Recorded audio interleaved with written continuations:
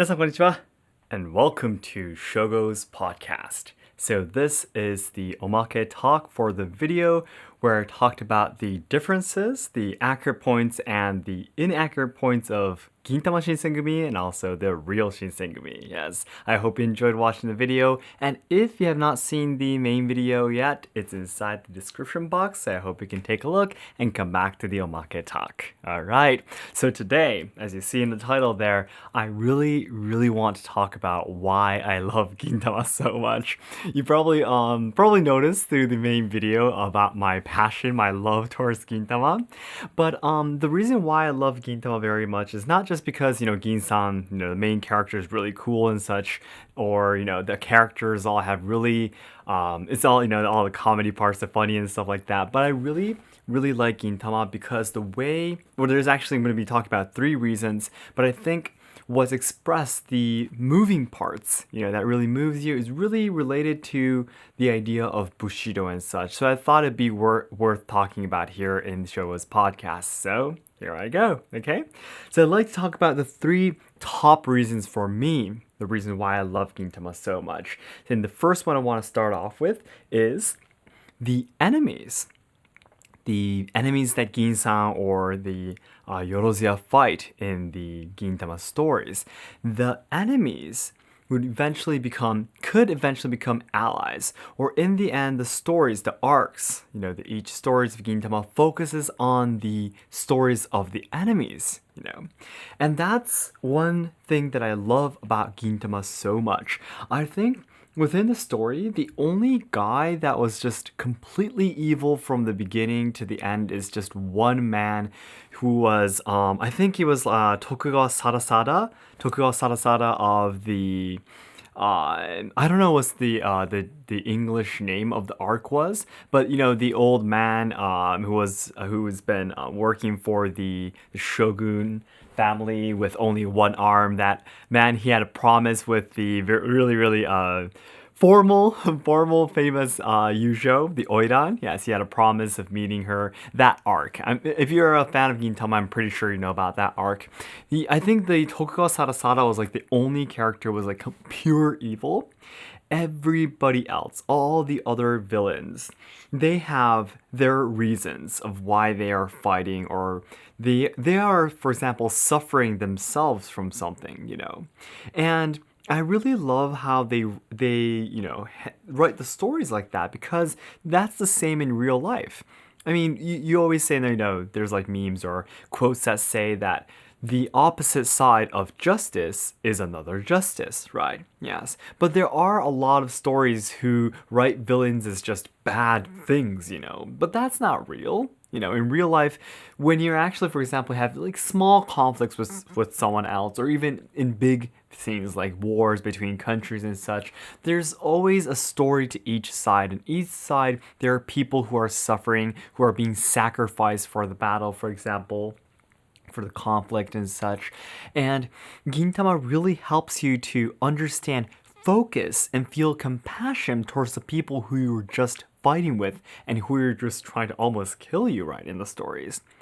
For me, Gintama was definitely a really important story, manga, impacted my life for me to really think about the people. Whenever I find a person that I really at first impact, I feel that, oh my gosh, I could not understand what this guy is talking about, or I really can't agree with this person, I always try to, I guess definitely Gintama gave me a really positive effect, I guess. I always try to think about why this person is saying such a terrible thing to me, or doing such a terrible thing to me. Like even bullying, for example, that I experienced because I'm a returnee. Originally, I grew up in Michigan for 6 years and came back to Japan. I experienced pretty severe bullying, but looking at my past, for example, the boys that used to bully me, maybe they weren't able to receive enough love from their parents, and they wanted to prove that they belong in this society, in their community, and that bullying this weird kid inside the class and proving to everyone that they are stronger than someone might have been something that they really needed to do to be mentally healthy and stuff like that, you know? So Gintama really, really helped me out with this. So it's great. It's great already, right? But this is the top three actually. So I'm going to be moving up to top two, the reason. So next is, now, if you've watched my other video where I talked about Shinsengumi actually, I talked about the history a little bit closer up, and I explained that if you listen to that story part, you probably noticed that the Amanto are the aliens that show up in the Gintama story. They actually represent Westerners, yes.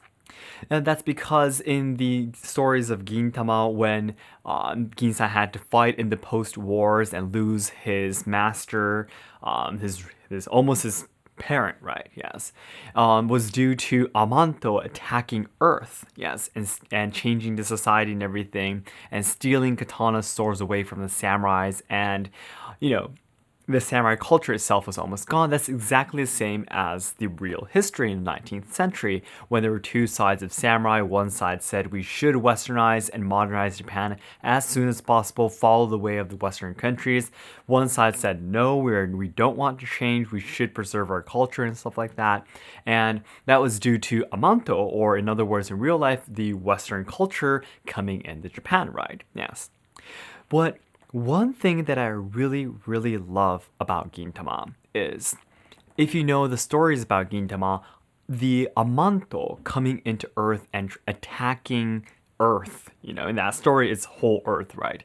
Attacking Earth and stealing all of the previous culture that they had there and everything. It was terrible. Ginsan, the main character, the main part, what he wanted to protect through the post-wars that he fought through was his master, right? It was Shoyo Sensei.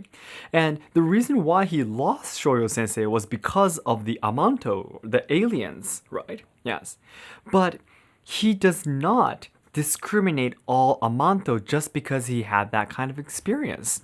I hope this makes sense, because Kagura, of course, one of the main characters of Gintama, one of the characters of Yorozia, is an Amanto, right? Yes. If Ginsan was, for example, almost like a racist, for example, he could not accept Kagura into his team, right? Into his house, because he would probably be having some kind of negative feelings towards her, right? But this is the part I really love about Ginsan. Although he experienced so many terrible things due to the aliens, the Amanto, he doesn't see them as like a whole kind of group, as a race kind of thing, He sees individuals, just like Catherine, of Otose-san's restaurant, Catherine is also Amanto, or Tama is a robot, But Ginsan doesn't look at them as these guys are Amanto, It's almost like being racist and such, but Ginsan does not do that at all, even though he had to suffer and go through so much sorrow because of the Amanto, right? This is a part that I really, really love very, very much about the characteristics of the characters, I guess. Yes. How their personalities are written. I just really, really love this part too. Yes. And then the third reason, the most important reason that I love Gintama so much, is that Ginsan is not perfect, but he always fights for what he believes is right. Yes. And the reason why I love this so much is because this represents my ideal of Bushido. Yes. Now, the reason why Bushido got really famous all around the world definitely is due to the influence of Bushido, written by Nitobe Inazo in 1899, published in 19, yes, in the 20th century, right in the beginning of the 20th century. So, but in this book, though, in the book that Nitobe Inazo wrote, the famous Bushido, the Soul of Japan, it was the timing, again, when Japan wanted to prove itself. It was just the timing when Japan westernized, was just a few decades after it did, and it was the timing when they were rapidly westernizing their country, their society, their government, modernizing themselves, civilizing themselves, and trying to prove to the world that they are worth to be joined in the international community, I guess you could say, trying to say that we have our unique culture that is worth as your culture in the Western countries, if that makes sense. You're trying to prove that you belong, yes. So, in a way, the Bushido written in Nitobe Inazo's book is a little bit too idealized. The samurai within the book is like a perfect figure that had no they didn't like make no mistakes and were always loyal and perfect, you know. But that of course is not true. The samurai in the past were mere humans too. They of course did terrible things. For example, the leaders or the lords of the clans, for example, when a problem happened, of course the lords should take responsibility if the problem happened and commit seppuku, right? Yes. But there are a lot of stories where the lords didn't want to commit seppuku, so he just lets one of his subordinates or commit seppuku, like five or something subordinates commit seppuku for him, so that the shogunate, the government, will forgive his clan and not him committing seppuku, for example. There are a lot of stories like that. You know, that's not loyal to your subordinates at all, for example, right? Yes.